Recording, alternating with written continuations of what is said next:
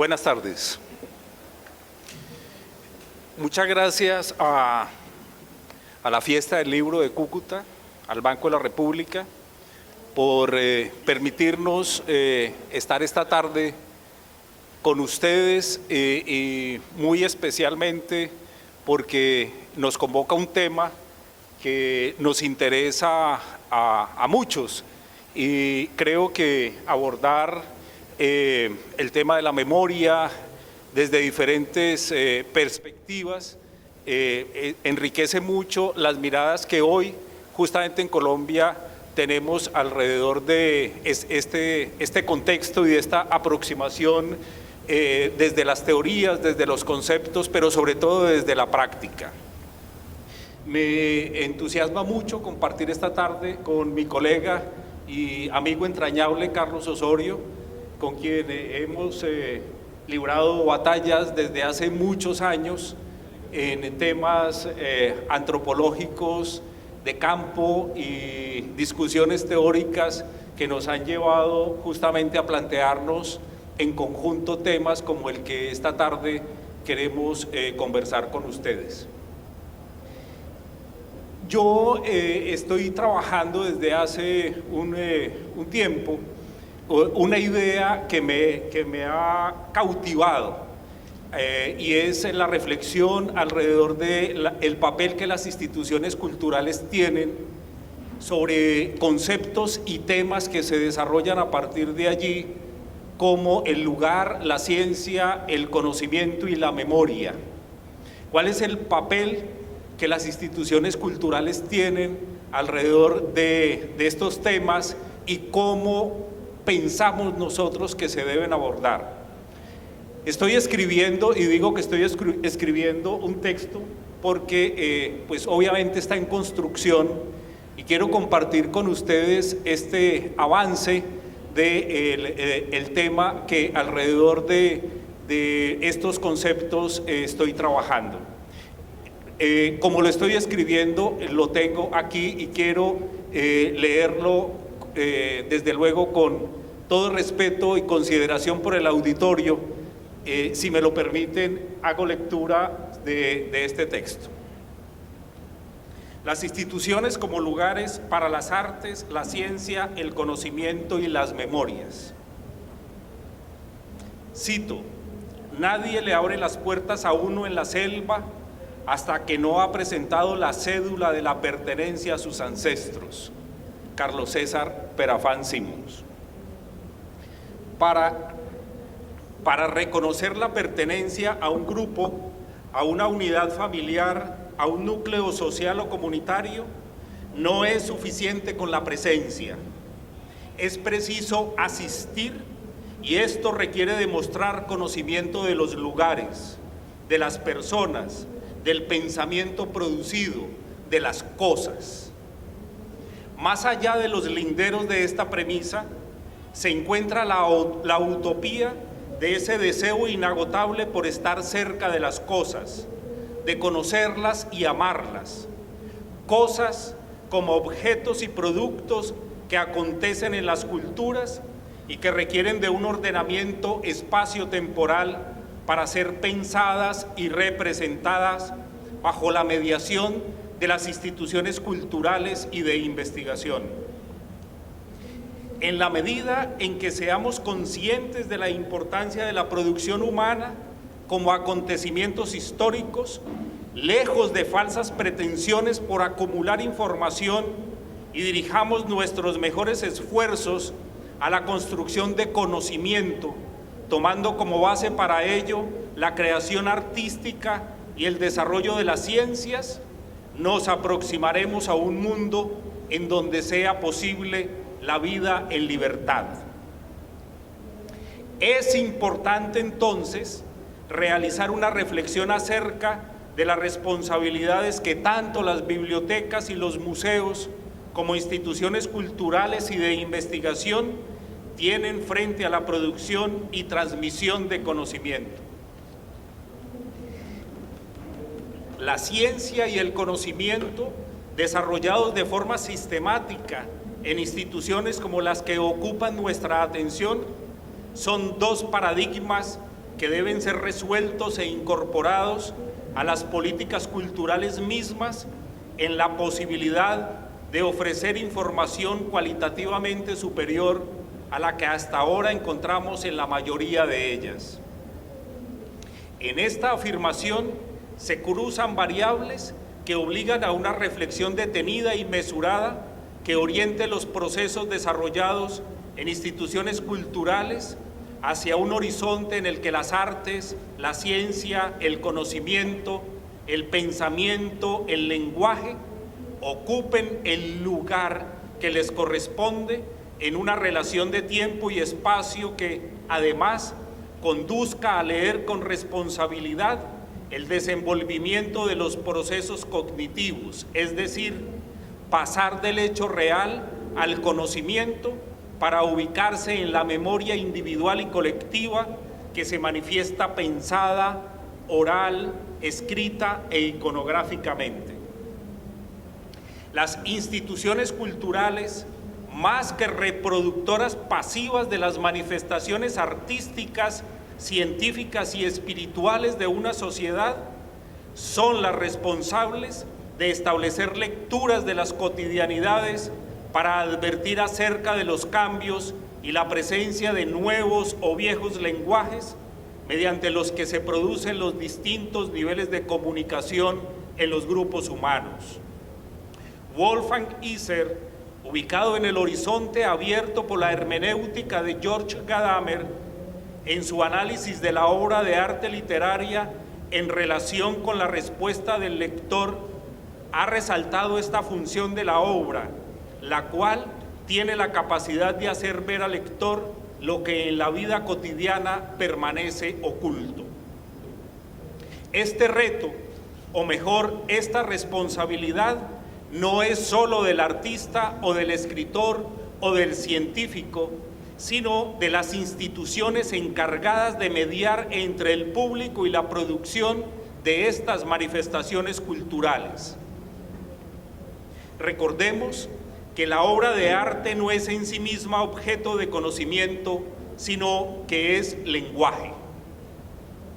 Me interesa llegar a preguntas en torno de lo simbólico que se estructura en propuestas establecidas y definidas como políticas culturales, entendidas como la carta de navegación en donde se incorpora el marco conceptual y las metodologías para avanzar en un proceso de transmisión de saberes y de conocimiento. Las políticas en las instituciones culturales deben ser flexibles, permeables y dialógicas. Me inquieta el sentido que en estas instituciones se le otorga a la ciencia como desarrollo histórico y como construcción y destrucción de paradigmas. Asimismo, considero necesario entrar en el cuestionamiento de los lenguajes que se generan en los discursos cotidianos y que a través de las acciones del habla y de los lenguajes logran legitimar los postulados institucionales para convertirlos en procedimientos de dominio general. Iniciemos entonces por ubicar en un contexto a las ciencias. Estas no son un acontecimiento de la modernidad que no es una época, como enseña el historicismo, es un modo de entender el mundo y el hombre. Si el ser humano en la historia abandona una actitud contemplativa, la sujeción a lenguajes fundadores de la verdad y se decide a ser histórico, cambia también su modo de aprender y de estar en el mundo. Si aceptamos que la naturaleza es un texto que hay que leer, como nos lo advirtió Galileo, y asumimos entonces la lecturaleza como una metodología en la que el hombre se ubica en el camino de la libertad y por eso se pregunta sobre sí mismo, estaremos acudiendo a uno de los mejores momentos en la historia del descubrimiento humano. Al fin y al cabo, el ser humano es pregunta, es lenguaje y es memoria. Silvio Sánchez nos dice que las ciencias como acontecimiento de la razón humana conducen a una manera distinta de aprender y en consecuencia las palabras, el lenguaje, el trabajo reconstruyen una imagen distinta de lo humano. Si para oponer a la provisionalidad de nuestra estancia en el mundo se inventó la idea de desarrollo, entonces la tarea cambia porque se trata de otros ideales. Ya no es posible seguir considerándonos hijos de un universo idealizado en la inmortalidad, en el que no tiene lugar el más mínimo esfuerzo, porque son otros los que nos entregan sus argumentos y definiciones. Es preciso seguir el camino que nos traza la utopía, que debe ser para nosotros lo que la estrella polar para los marineros, una guía, no un punto de llegada. En ese camino se fortalece nuestro sentido de guerreros, de luchadores por alcanzar la posibilidad de poder vivir, convivir y compartir juntos, que no es otra cosa que suponer la existencia del principio de la democracia. Es totalmente urgente nuestra tarea de luchadores en un mundo en el que se ha intentado por todos los medios la práctica del desandar, del desconocimiento, de la desilusión, de la desmemoria.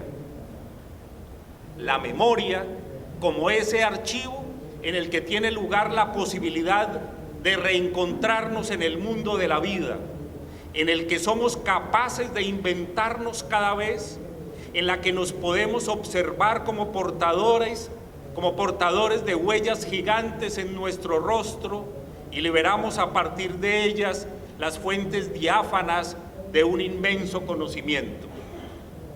La memoria sí, porque no estoy de acuerdo en la condena a la cual se ha sometido esta capacidad humana de comprender y de luchar porque lo que hacemos sea inolvidable.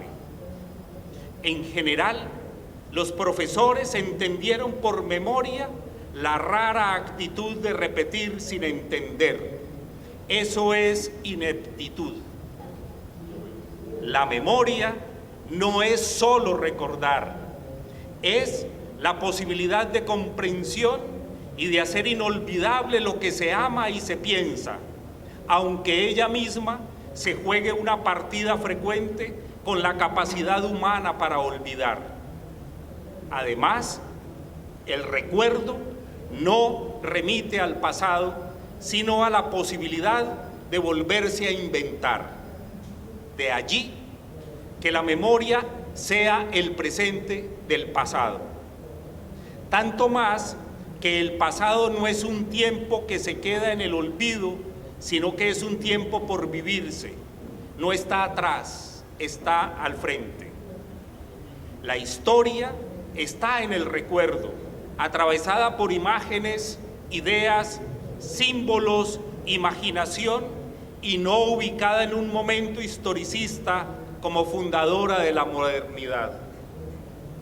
Siguiendo a Marc Aujé, podemos inferir que memoria y olvido son dos conceptos inseparables.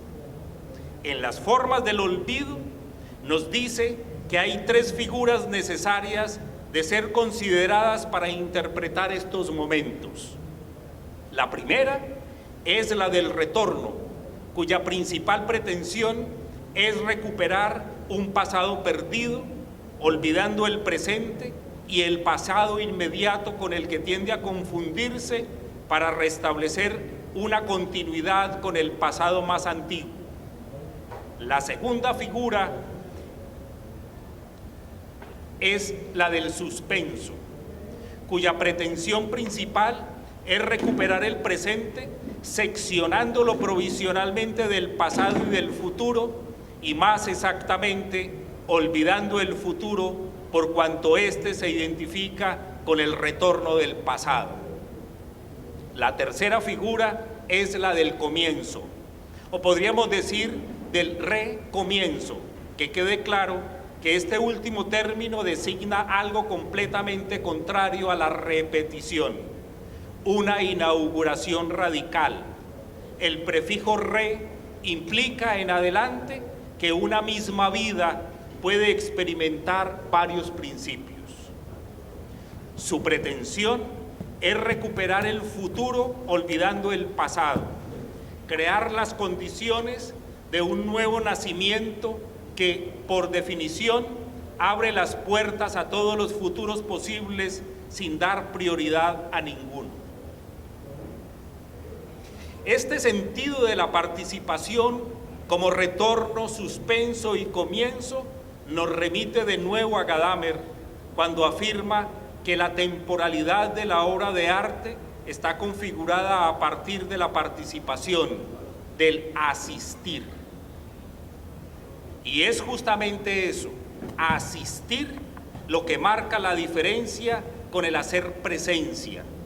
Es preciso avanzar, moverse en la temporalidad del objeto, de la obra de arte, del documento como la conjunción de presente, pasado y futuro, puesto que es algo ya conformado que está haciendo en la representación y que está abierto a otras representaciones futuras. El usuario de museos, archivos y bibliotecas, como lector, necesariamente tiene que dar vuelta al sentido de hacer presencia frente a ellos para asistir, para hacerlos suyos y garantizar su existencia. Sin usuarios, sin visitantes, sin asistentes, las instituciones culturales pierden su razón como lugares.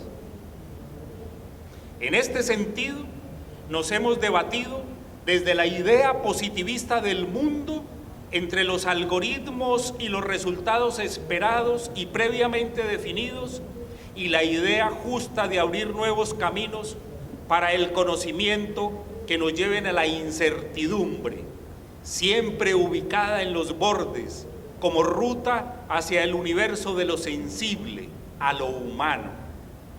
En las instituciones educativas de cualquier orden, formales, informales y no formales, en las que por una extraña fuerza se encuentran las instituciones culturales como museos, bibliotecas, salas de teatro, salas de música, etcétera, se enseña una ciencia positiva, porque se trata de aprender una racionalidad que se ordena desde la comunidad científica, que construye enunciados sin historia, deduce desde los tribunales de la razón lo que ha de entenderse, explica, descifra y transforma en ausencia intencional con los asuntos privados del hombre en la historia.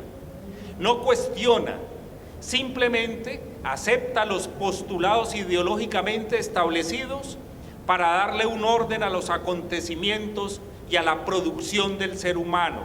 No contextualiza porque tiene miedo de asumir el riesgo del saber. Ostenta y ejerce el poder, pero carece de autoridad.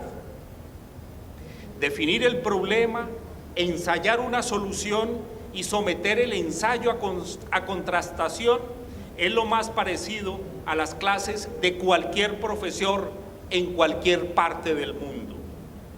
Es común encontrarnos con los inagotables miedos a la pregunta.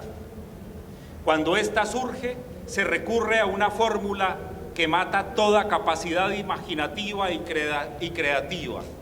Lo dice la ciencia. La secuencia para evadir esta responsabilidad se reduce a 3 pasos. Primero, definimos el problema. Segundo, proponemos un ensayo de solución. Tercero, sometemos el ensayo a la crítica y así hasta que sea soportable.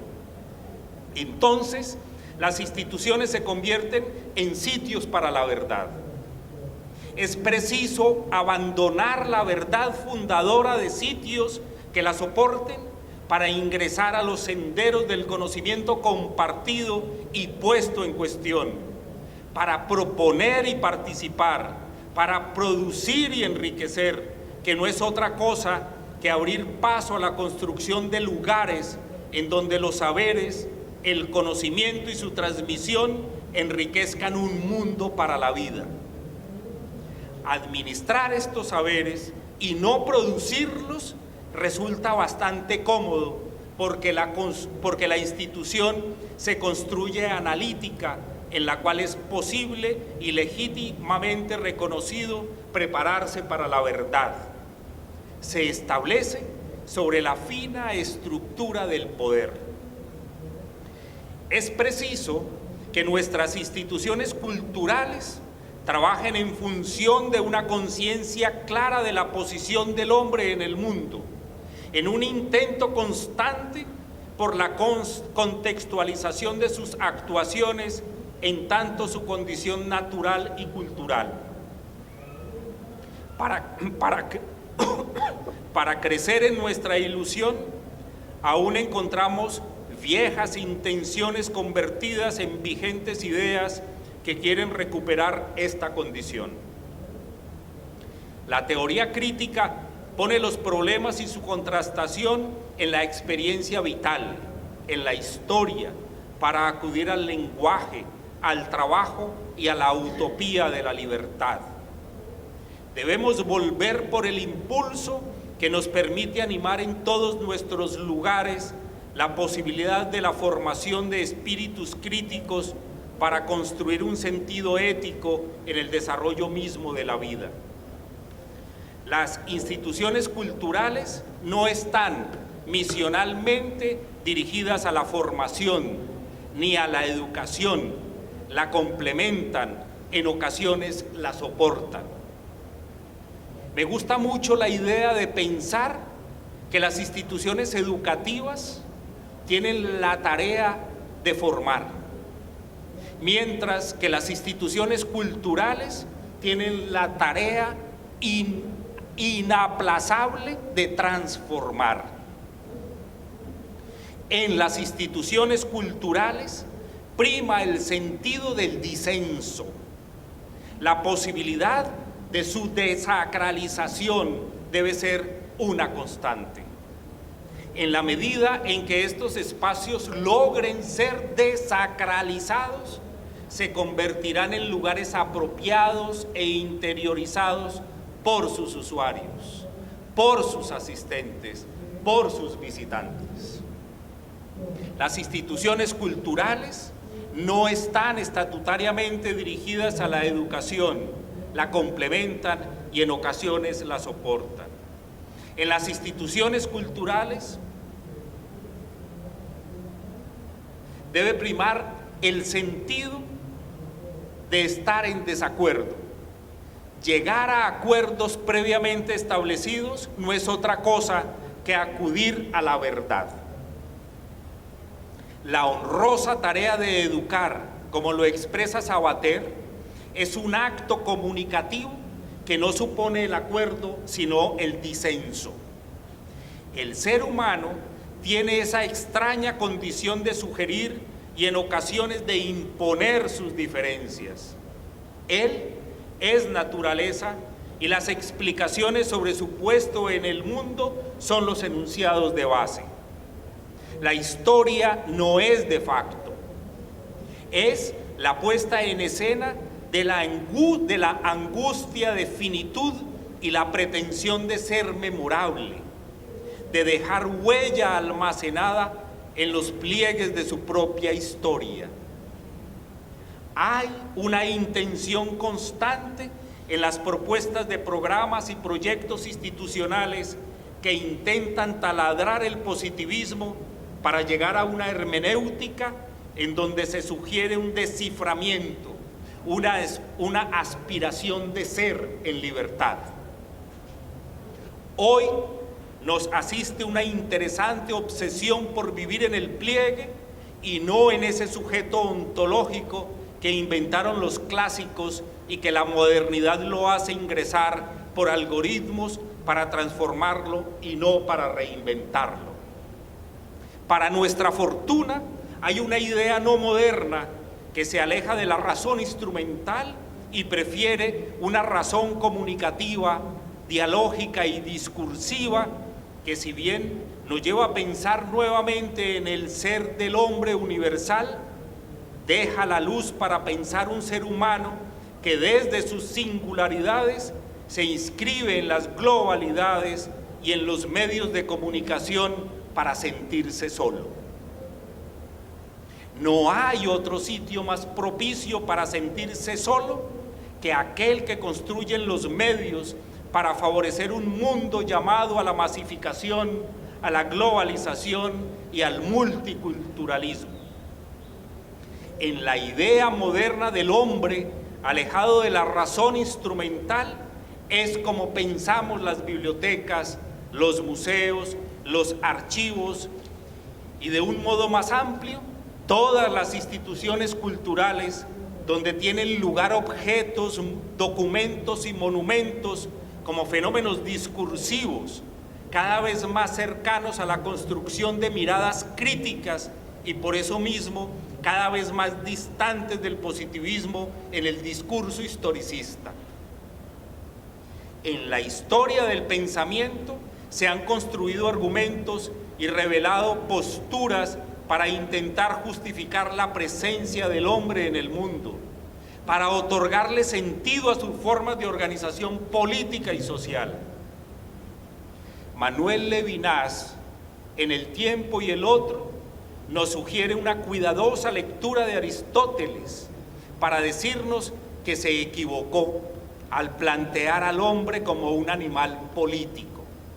La condición política y la búsqueda de la eudaimonía en la polis no agotan lo humano. El ser humano es más que ciudadano y la única virtud no puede ser la arete o la comodidad del justo medio.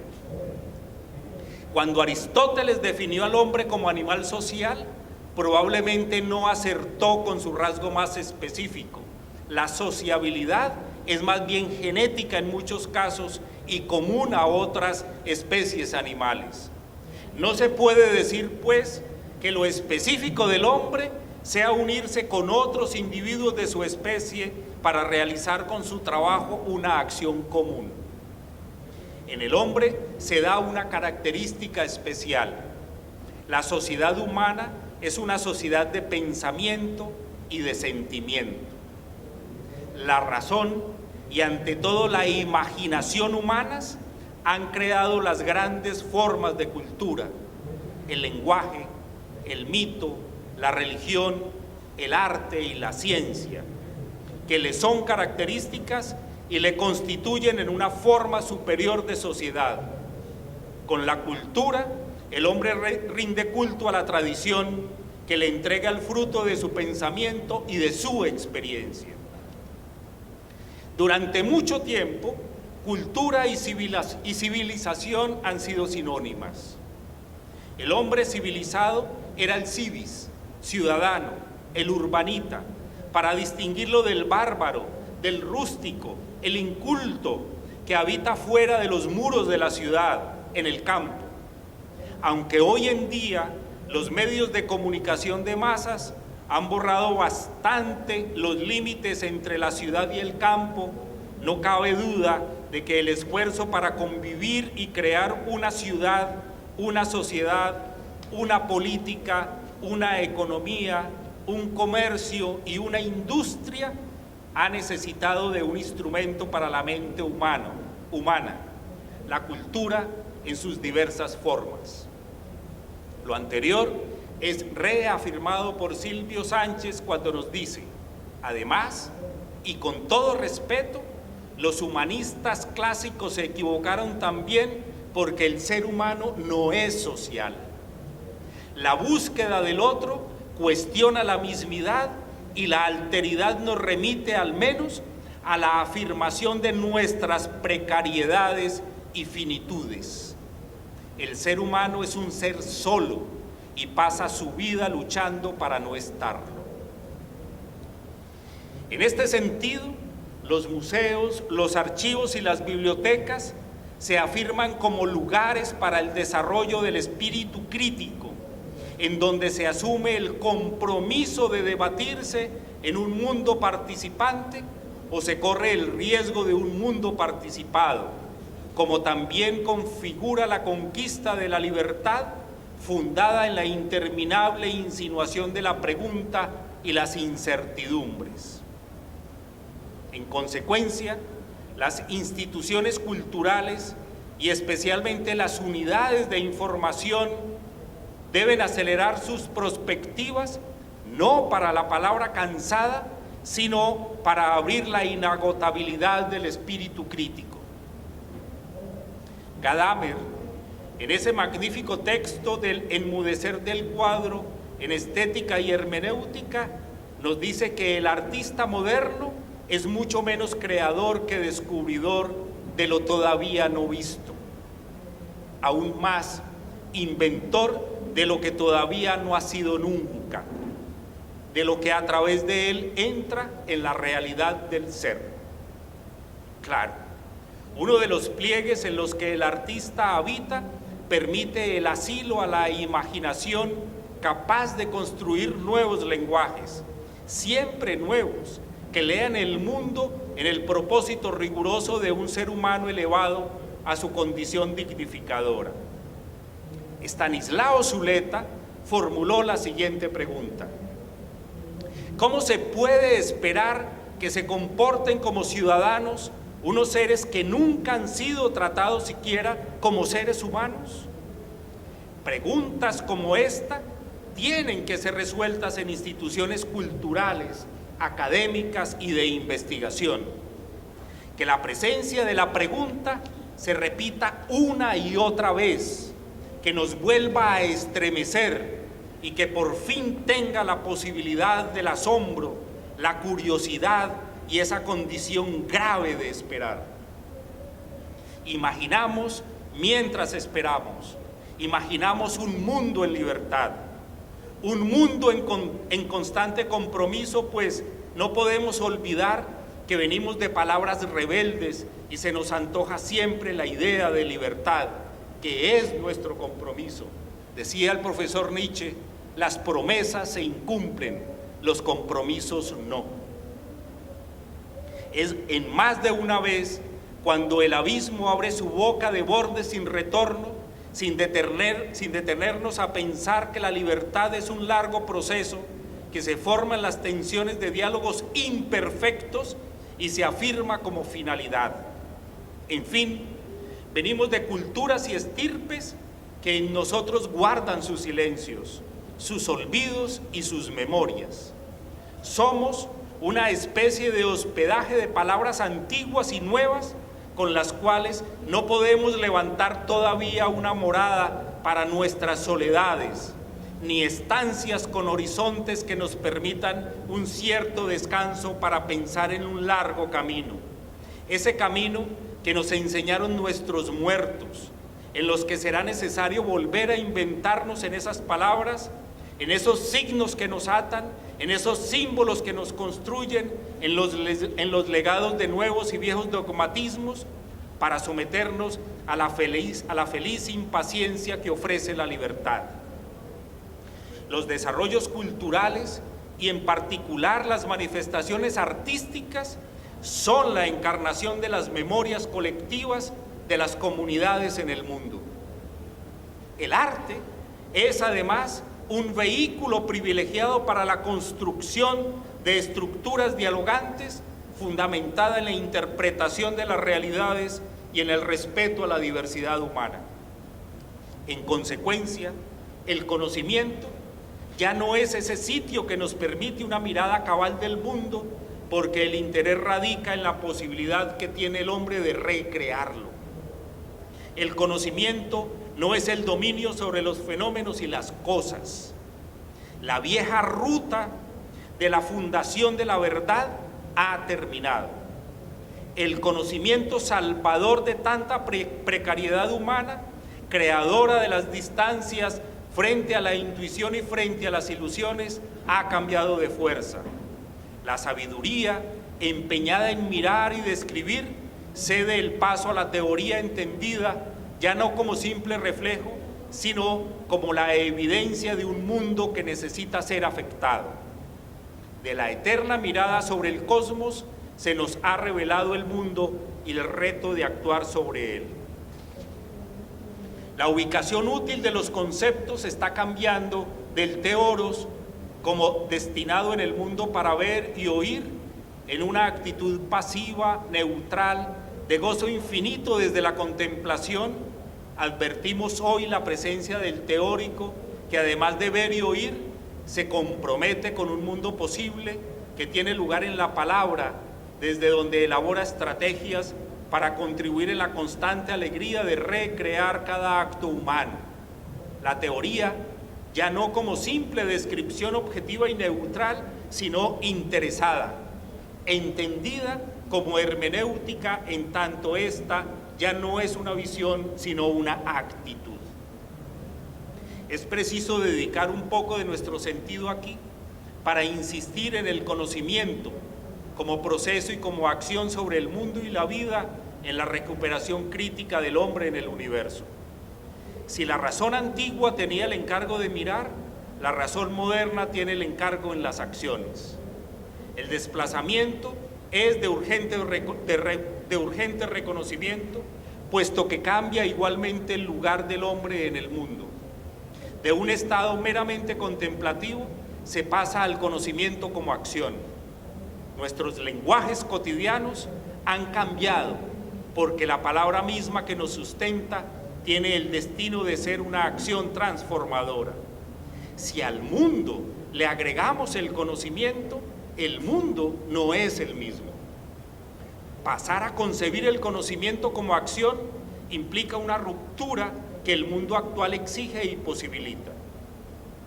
Hoy, con propiedad, ha de decirse las ciencias, en plural, porque es un universo diferenciado y complejo. Para nuestra reflexión, nos conviene formular las ciencias como un acontecimiento sociocultural, como un suceso en la cultura. Las ciencias son construcciones culturales, tienen su lugar en el hombre y para el hombre. Desde la perspectiva de considerar la ciencia, el conocimiento como acción, es decir, que está en curso en la sociedad, que pertenece a los hombres y que afecta su vida, el conocimiento no es un lujo para el entretenimiento, la diversión y el tiempo libre. Es, por el contrario, un reto, un riesgo, un deslizamiento hacia los pliegues. La cultura moviliza, conduce a la lucha intensa por ubicar el espacio humano del ser que insiste. Por ello, una y otra vez y por siempre, en las instancias políticas de la sociedad. No es posible ser neutrales como lo pretendía Max Weber. Las instancias políticas afectan la vida en sociedad y al hombre en su infinita soledad. Este hombre y esta sociedad están en la obligatoriedad de recurrir con sus nuevos lenguajes en las instancias políticas como metodología para llegar a un mundo participante. La política, como la búsqueda del bien común, tenía el encargo de restituir al hombre su condición civil y organizar la sociedad haciendo principal la pretensión de una vida democrática. Tenía que cuidar el orden de una ética, ética como el lugar en donde es posible ser, ética pública que haga posible no un mundo para el progreso y el desarrollo instrumental, sino un mundo para el desarrollo de lo humano. Unos mundos en donde el trabajo, antes que productividad, indique el espacio de realización digna del hombre y pueda dar cuenta de su disposición de encuentro con el otro, que es la condición del sí mismo, en tanto nos cuestiona como sujetos intensamente. La política debía intervenir para que el Estado sea la mediación para la convivencia y la garantía de las autonomías. Autoridad no como quien ejerce el mando, no como quien se abroga el derecho a dominar sobre los otros. Autoridad como augeo, que en latín es permitir que el otro crezca como humano, siguiendo a Sabater. La política consiste menos en acumular poder y mucho más en la generosidad de perderlo, porque ella se constituye como discurso en las complejidades de la libertad. La modernidad, que se precia de haber instaurado la razón, no ha hecho de ella el uso que le insinuaba la historia, sino que la distingue como el tribunal que desconoce el abrumador torrente de las diferencias para fundar homogeneidades esenciales. Esto hace que la historia continúe en la postura dialogante para aumentar la pobreza de mínimos acuerdos y desconocer que la vida se nutre de desacuerdos, de la lucha sin fin por el reconocimiento en los senderos trazados por diálogos imperfectos. Nada más débil que un diálogo perfecto, que estaríamos pensando que existe un lenguaje absoluto. La vida es inmensamente generosa y no de otra manera podríamos entender la política en la altura de su generosidad, y allí observaríamos cómo ésta se parece a la vida. Las instituciones culturales que han construido sus políticas institucionales sobre la base de diálogos perfectos, por tanto, tienen hoy con mayor urgencia la responsabilidad de elaborar constantes lecturas en sus entornos. La pluriculturalidad no es solo un concepto, es una realidad. La pluriculturalidad hoy en día no se reduce a la cohabitación en un mismo territorio o espacio urbano de varias etnias o grupos religiosos e incluso de grupos con idearios políticos y sociales diversos, sino también hace relación al individuo como diverso, como ser en el mundo que participa en distintos grupos con intereses culturales que no necesariamente son complementarios. Las artes, como la ciencia y el conocimiento, entendidos como acciones humanas en la dimensión de la cultura, intervienen hasta en el más silencioso secreto de nuestras intimidades. Moviliza las sensibilidades y son, con no menos asombro, cada vez más estatales por su inclusión, aunque en la mayoría de los casos nominalmente en los sistemas de planificación. Cuando el hombre deja de ser tutelado por los dioses, emprende el reto de construir un mundo mejor, afirma Sabater. La ética se distingue de la religión en su objetivo. La primera quiere una vida mejor y la segunda algo mejor que la vida. Existen cientos de formas de entender y comprender el concepto de cultura. Lo entiendo aquí como las acciones históricas de una colectividad que la conforman de manera singular. Se representa al mundo y a sí misma, mediante el conocimiento y la vida simbólica que enriquecen la capacidad de un saber hacer y la posibilidad de ampliar el conocimiento mismo.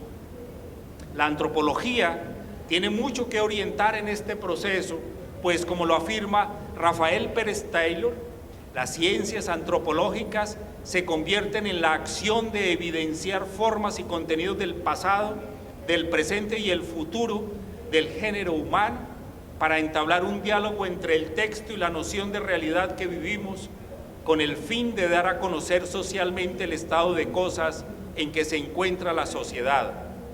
Lograrlo significa estar inmerso en las ciencias antropológicas y, por supuesto, estar ahí. Como precepto es convertir al especialista en un crítico del mundo actual.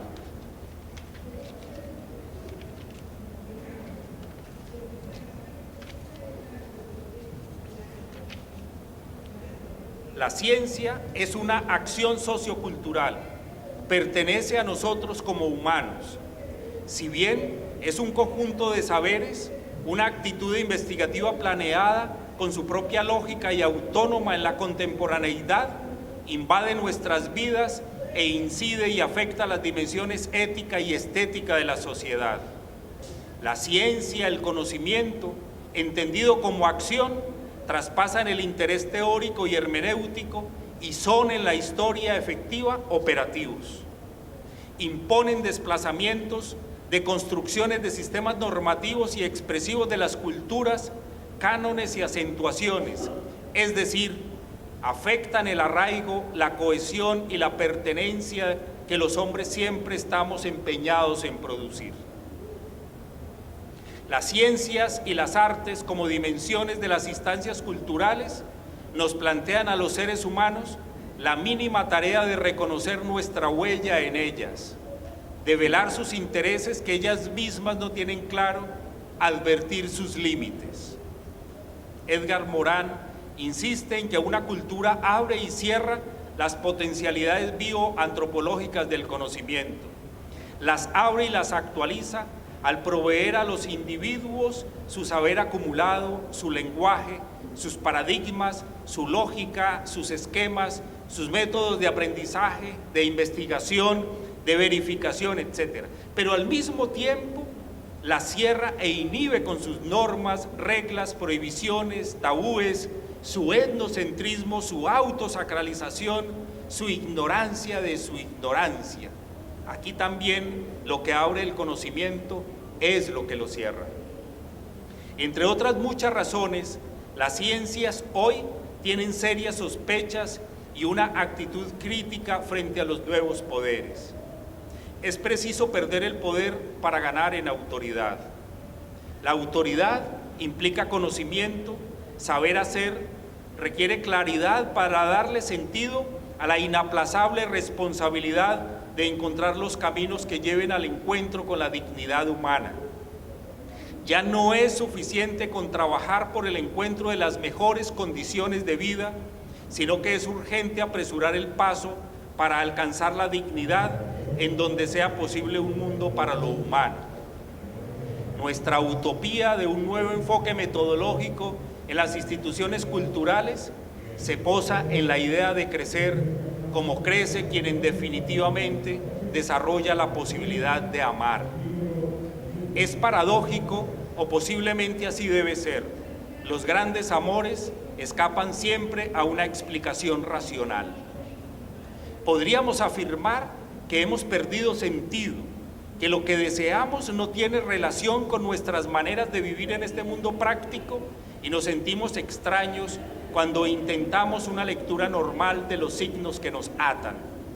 Hemos sufrido y el dolor no aparece tanto en la economía, sino en nuestros mundos vitales, en nuestras sensibilidades, en donde somos nosotros, en donde se construyen los sueños, en donde cargamos de símbolos nuestra existencia, en la construcción de palabras inconclusas, que es justamente el lugar común del ser humano.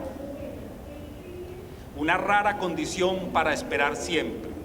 El ser humano imagina siempre, espera mientras imagina y espera una dinámica desde la institución cultural posible, imagina y anhela una sociedad en paz porque ya no es capaz de entender la guerra. Espera porque sus destinos están cruzados por la incertidumbre. Es necesario esperar hasta que las palabras se recuperen de tanta violencia y nos puedan servir para llegar a entendernos en lo humano.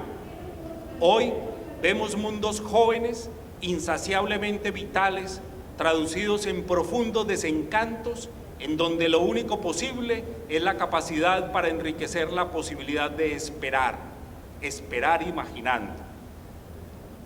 ¿Será posible que en el tránsito por estos caminos nos encontremos con instituciones culturales convertidas en lugares que nos desafíen en diálogos imperfectos con obras de arte, con documentos y objetos museizados, capaces de construir mundos soportados en testimonios y palabras, como en símbolos, como en esos sueños que se deciden ser distintos cada vez que declina la esperanza?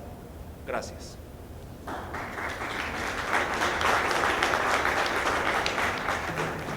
Les decía que las reflexiones que yo voy a hacer frente a la memoria vienen de un trabajo demasiado largo ya, que no les digo cuánto para que no nos pongan la edad, sobre lo que es la recuperación de la memoria en dos grupos específicos, en las comunidades indígenas andinas del departamento del Cauca y sobre todo en las comunidades negras del Pacífico. Simplemente quiero hacerles caer en algunas ideas y sobre todo tratar de captar la atención para que ustedes entiendan de dónde surge el concepto de conciencia, perdón, el concepto de memoria y sobre todo cómo ha venido siendo usado a través de los procesos de la construcción de la nacionalidad. Fernando habló de 3 elementos importantes: el archivo, el museo y la biblioteca. Pues quiero empezar diciéndoles, con las palabras de Fernando, que el archivo, el museo y la biblioteca son artefactos de la memoria.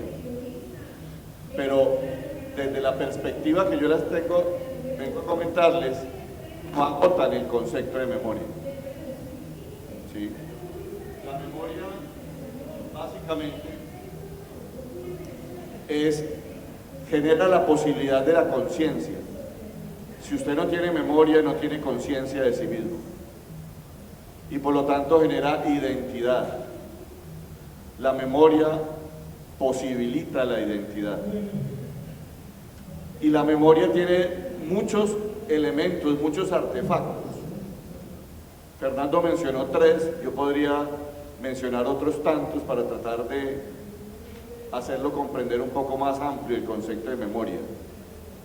Por ejemplo, la oralidad. Tal vez el artefacto más importante de la memoria desde la perspectiva de las comunidades indígenas es la oralidad. Se recuerda hablando, se memoriza hablando, se actualiza, como dice Fernando, la memoria hablando. Hay un antropólogo muy famoso, Claude Lévi-Strauss, que dice que cada vez que se recrea un mito, se cuenta una leyenda, se cuenta una historia en el interior de una comunidad indígena, se está actualizando ese mito y se está actualizando esa memoria, y por lo tanto la memoria es presente, como vos lo mencionaste, Fernando. ¿Sí? Y hay un elemento bien interesante, que lo tomo de un libro de Eduardo Galeano, un escritor uruguayo muy famoso, que no es de él, pero que él lo asume. Recordar. La etimología de la palabra recordar es pasar por el corazón. ¿Sí?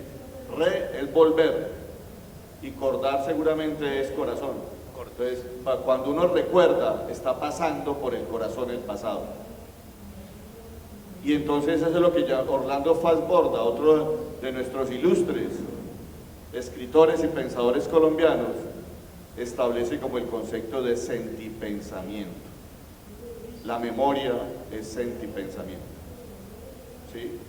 Y los aspectos que nos dan significación, que nos hacen entender quiénes somos, que nos permite generar hacia dónde vamos, es la memoria.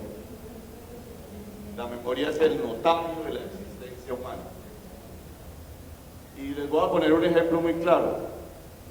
Cuando ustedes están fuera de su casa, fuera de su entorno, fuera de donde se criaron, y se come el plato que su mamá le preparaba hace 30 años, lo que está evocando es la memoria.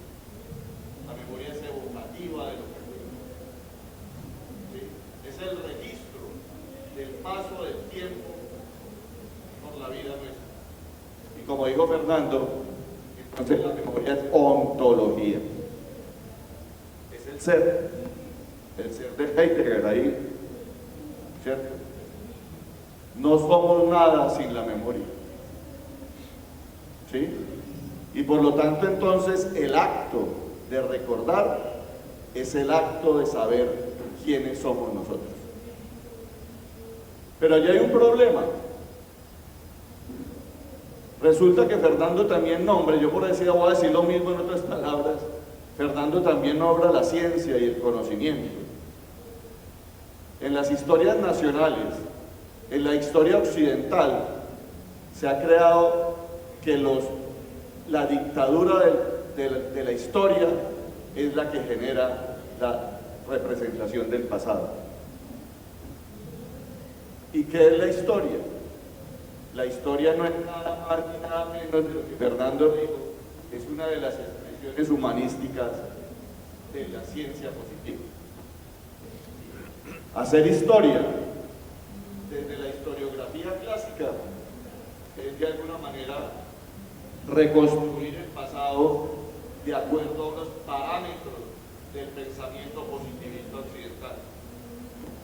Pero ¿dónde se crea el pensamiento positivista occidental? Se crea en Europa. Y por lo tanto, entonces, la ciencia, como la historia, como las ciencias sociales, como la noción de realidad, como la noción de tiempo, es un invento occidental que nos vinieron a nosotros a vender aquí por intermedio del proceso de colonización. La historia nacional se afana por estructurar la identidad de un Estado nacional. Un Estado nacional que se presupone heredero de Europa, que se presupone construido a partir de los parámetros y los referentes europeos del espacio, de la historia, del tiempo, de la ciencia, de la realidad. Pero ¿quién es Colombia? Colombia no es una entelequia, no es una subjetividad. Colombia es un grupo de pobladores totalmente heterogéneos, donde Occidente no es solamente la única representación del territorio, ni de la verdad, ni del pasado. Hay una antropóloga colombiana de la Universidad de los Andes, Margarita Serge, que escribe un libro muy interesante, se llama El Rebelde de la Nación. Y lo que hace Margarita Serge en El Rebelde de la Nación es establecer que la cultura europea en Colombia, la economía europea, la forma de vida occidental, la estructura del pensamiento, no es la única que habita Colombia. Que al lado y lado de la cordillera central, donde se instauró, existen una cantidad de sociedades que no comparten ni la forma de conocimiento, ni la forma de reconstrucción del pasado, ni la forma de representación de la sociedad y del mundo. Y esa gran cantidad de sociedades son más grandes en su conjunto que el resto de los procesos europeizantes que nos vinieron a implantar. Como quien dice, la historia nacional no cuenta la vida, ni la ontología, ni la realidad de la gran mayoría de las sociedades que poblan este país. Y Fernando tomó otro elemento bien importante, que yo quiero que quede en la memoria de la gente y que quiero que quede en la reflexividad de ustedes que me están escuchando. El concepto de multiculturalismo y el concepto de pluriculturalidad. Aquí desafortunadamente, Fernando, se resolvió el problema de la diversidad cultural en Colombia con el multiculturalismo, diciendo somos una nación pluriétnica y multicultural según la Constitución colombiana, creo que es el artículo 2, 3 de nuestra Constitución. Pero el multiculturalismo lo que hace es, vamos a acabar la alteridad por medio de su agenciamiento, de su administración. Pero cuando lo que necesitamos realmente es lo que dijo Fernando allí, la pluriculturalidad. Hay un texto de un antropólogo, de un arqueólogo, ¿no, Fercho? Colega de nosotros de la Universidad del Cauca, Cristóbal Génico, que pone en un texto un refrán muy conocido: la ciencia no es la única, el pájaro, no es el único pájaro que canta en el bosque. Las nociones de realidad, de ciencia, de pasado, de historia, no es solamente las únicas las que se refiere la ciencia occidental, la cultura occidental.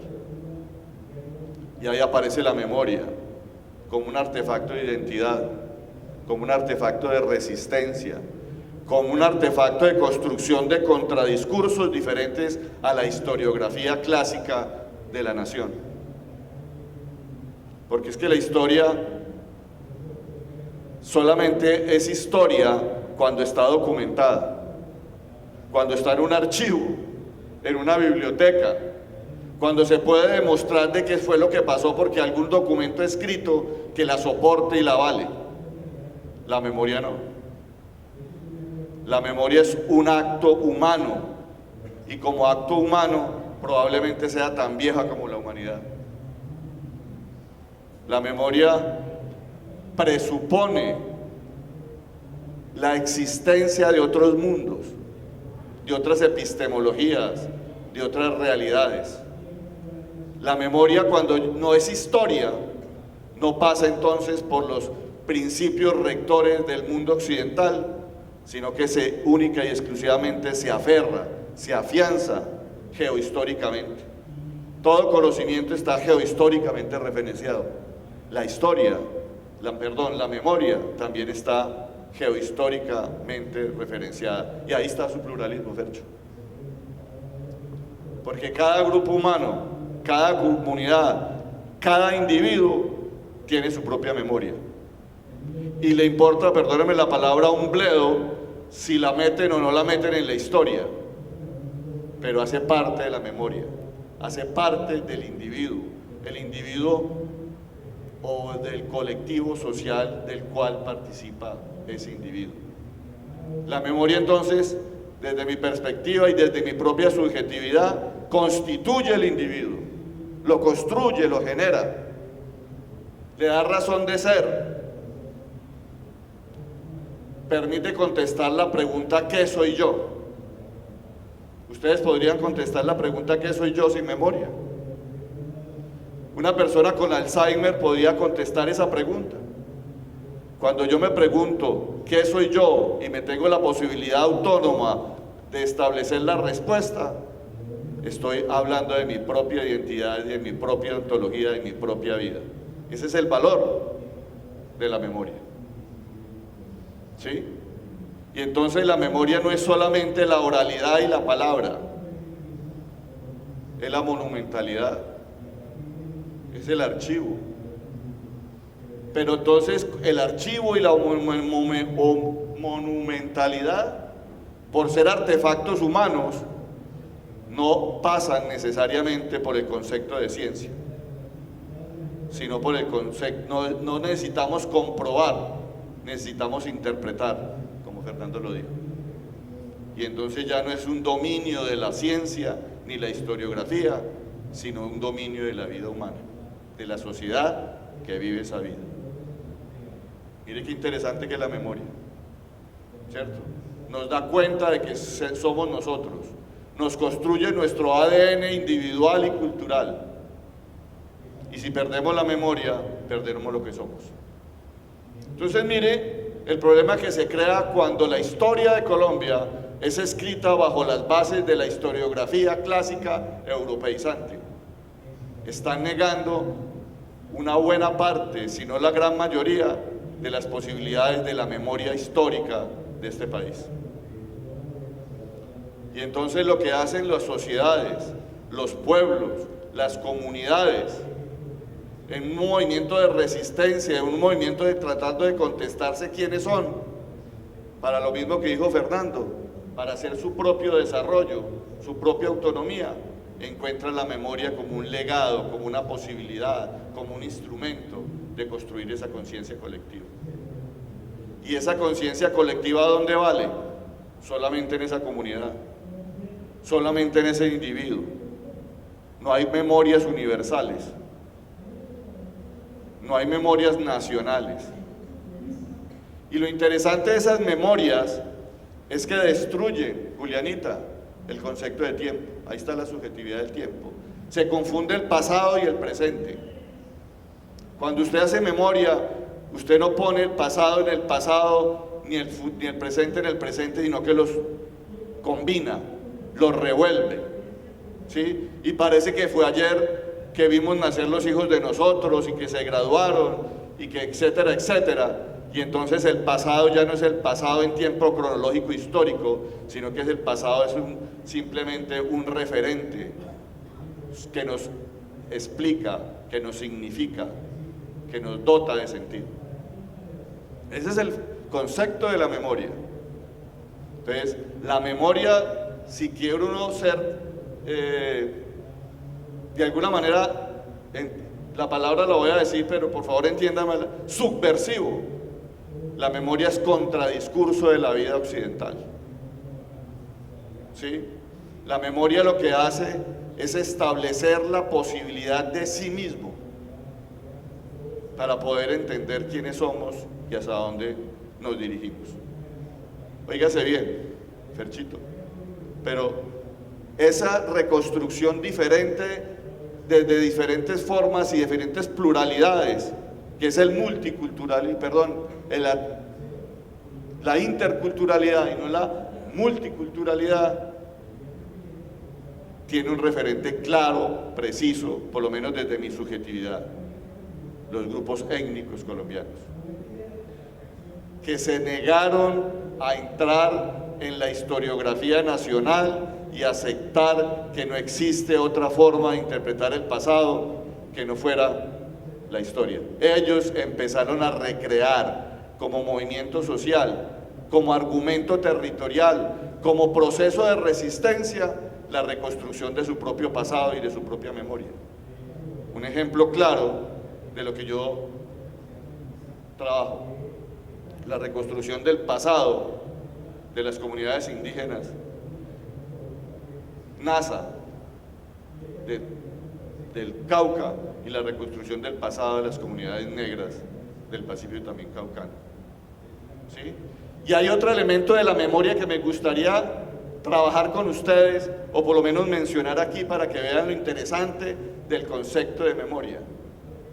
Mientras la historiografía clásica establece que la realidad y el pasado solamente es los aspectos de orden físico, lo que se puede ver, palpar, sentir, tocar, la memoria de las comunidades también establece elementos intangibles, mitológicos.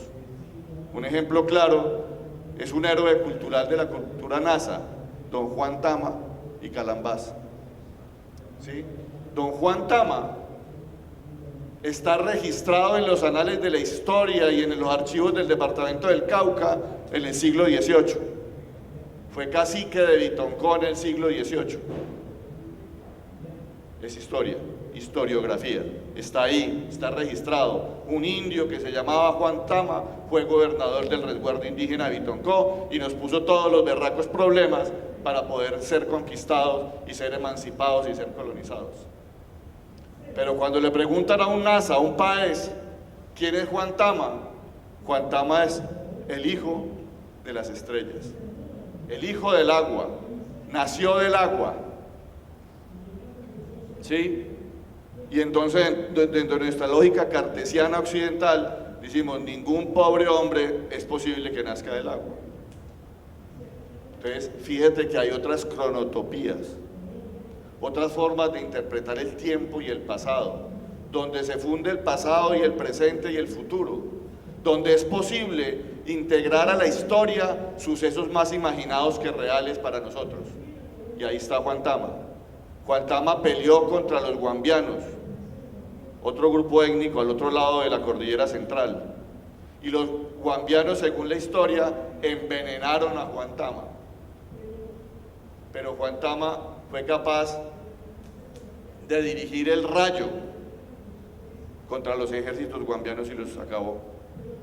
Pero resulta que el envenenamiento volvió, en vez de podrirse Juan Tama, según la mitología y la historia y la realidad Nasa, Juan Tama se volvió laguna. En términos occidentales, se deshidrató, pero la deshidratación de Juan Tama creó una laguna que hoy es un sitio sagrado para los procesos de las comunidades Nasas. Eso es lo que yo llamé cuando el banco me dijo de qué iba a hablar. Yo dije, qué bueno que te dije, Juliana, de la subjetividad del tiempo, ¿sí? De la subjetividad del tiempo. Y hay otros elementos bien interesantes que quisiéramos nombrar, pero no muy largo para poder hablar, compartir con Ferchito, ¿cierto? Por ejemplo, el museo, la biblioteca, la historia, el archivo, dijimos que eran artefactos de la memoria. En las comunidades indígenas y las comunidades negras también existen artefactos del olvido, ¿sí?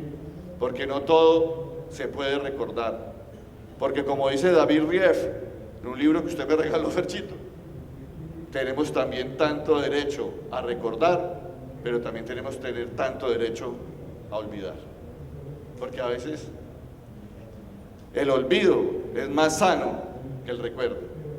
El olvido obviamente no puede ser ignominioso, pero es una alternativa. Es una alternativa para usted, mi hijita linda, que está trabajando el posacuerdo, ¿sí? Si no olvidamos, no perdonamos. Es un artefacto de la memoria.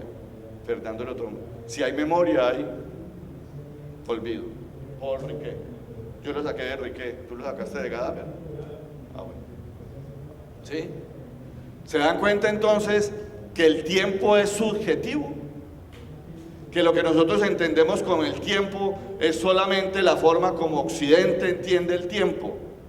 Nuestro calendario gregoriano fue acordado en la Santa Sede en el siglo XIV o XIII de nuestra era, y desde ahí estamos diciendo que enero, que febrero, que marzo, abril, que mayo y junio. Pero hay unas cantidades de cronotopías, de subjetividades del tiempo que están presentes en la memoria y presentes en la vida cotidiana de muchas comunidades negras e indígenas. Pero termino diciendo esto para que empecemos la charla, ¿les parece? La memoria, el artefacto de la memoria de los NASA y de los negros del Pacífico no está en el archivo, no está en la biblioteca, no está en el museo, está inscrito en la naturaleza. Y ahí carga vida, torna fuerza el concepto de territorio. El territorio es un ejercicio mnemotético.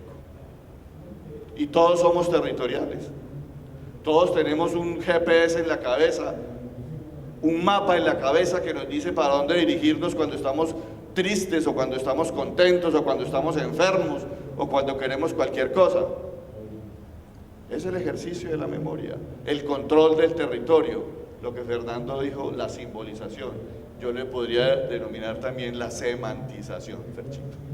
O sea, el carácter del territorio de ser una estructura simbólica, emocional. ¿Sí?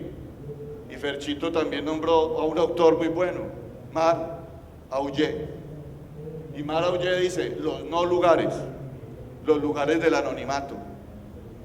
Cuando uno está en un hotel, como estoy ahora por cuenta del Banco de la República, muy generosa, para mí es anonimato. No tengo ningún tipo de vinculación ni con la almohada, ni con la sábana, ni con el cuarto, ni con nada. Como si tengo relaciones emocionales, simbióticas, significativas, con mi cama, con mi almohada, con mi vieja que está ahí al lado. Porque si no tuviéramos eso, nos acostaríamos con cualquier persona, ¿no? Y daría lo mismo. El amor es significación, es semántica. Así de sencillo. ¿Sí?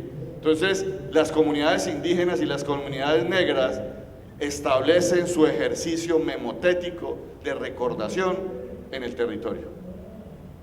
Un ejemplo etnográfico de los negros, Fercho, que usted leyó. En el Pacífico hay cambios de marea cada 6 horas. Y los cambios de marea no son como en el Atlántico, que son bajiticos. La marea alta puede elevarse 4 o 5 metros del mar. Y la marea baja obviamente 6 metros del mar. Y entonces un ejercicio mnemotético de la gente para poder controlar la marea, muy sencillo, para que lo aprenda. Cuando estén allá pues le sirve, aquí no le servirá.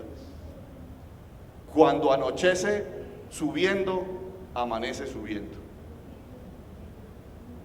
Cuando anochece a las 6 de la tarde, los que conozcan el Pacífico, con la marea alta, a las 6 de la mañana que amanece con la marea alta. Y es un ejercicio de recordación para saber qué hace. Nosotros tenemos, y Fernando lo dijo, el conocimiento y la ciencia como ejercicio de la memoria. el cuaderno, la ciencia, el método científico, etcétera, etcétera. Ahí ellos tienen, las comunidades, la naturaleza. Fernando lo nombró, hizo un bonito nombre, lecturaleza, que es un término que le dimos a León Octavio, usted y yo, hace muchísimos años, Ferchito, cuando Fernando vivía en Popayán, fue que le importamos para acá, ¿sí? Del bando de Villamaga, León Octavio Sordo, ¿sí? Entonces, hay muchas cosas que nos recuerdan el pasado y la memoria, ejercicios de la memoria. Fernando mencionó los occidentales, poniéndolos en tela de juicio además, estableciendo una visión crítica. Yo estoy estableciendo algunas otras formas de esa memoria, ¿sí? Pero la memoria, aquí o allá, en Occidente o en otras latitudes, lo que nos permite es entender quiénes somos y de dónde venimos, ¿sí? Por eso Fernando, cuando habló de planeación, habló del futuro. La planeación es el futuro. La planeación es un ejercicio de lo que somos y una proyección de lo que queremos ser. Es memoria. La planeación es la memoria del futuro. Cuando usted dice, Julianita tan linda, dentro de 10 años voy a tener 5 hijos, es la memoria del futuro, la planificación. 4 pues, ¿sí? Eso es lo que quería venirles a decir. Podría decirles muchos más y nombrarles a Riquet, y a Gadamer y a Foucault, pero voy a terminar con Foucault para que entiendan todo esto.